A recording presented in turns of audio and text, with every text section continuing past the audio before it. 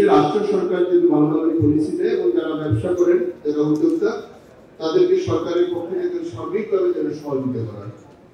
সেই হিসেবে আমি মনে করি যারা আজকে উদ্যোগী নিজেরা নির্বাচিত করার জন্য এবং নির্বাচিত হওয়ার জন্য যে প্যানেল পরিস্থিতির মধ্যে যারা প্রার্থী হয়েছেন তাদের প্রতি সবার প্রতি শুভকামনা জানাই।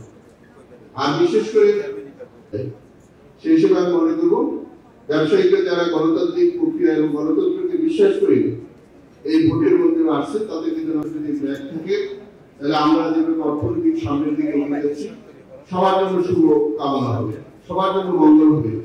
না হয় আমরা অর্থনীতিতে ধাক্কা খাবো, এটা পুরা জাতি রাষ্ট্ররূপে সেটা উপলব্ধি করতে পারবে। সেই হিসেবে আমরা মনে করি গণতান্ত্রিক প্রক্রিয়ায় ভোটটা হয়তো অনেক দুঃখ কষ্ট বুঝতে পারবে, তখন ওই ব্যবসায়ীরা তার স্বাধীনভাবে ব্যবসা করতে পারবে।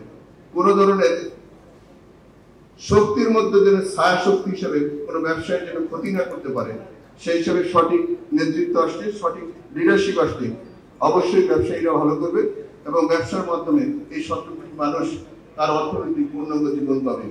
সেই